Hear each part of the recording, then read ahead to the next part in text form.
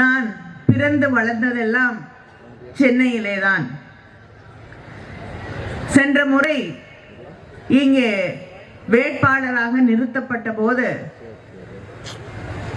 கனிமொழி மறுபடியும் வெற்றி பெற்ற பிறகு தூத்துக்குடிக்கு வருவாரா என்று விமர்சனங்களை வைத்தார்கள். ஆனால் இன்று எனது இரண்டாவது தாய் வீடு தூத்துக்குடி என்று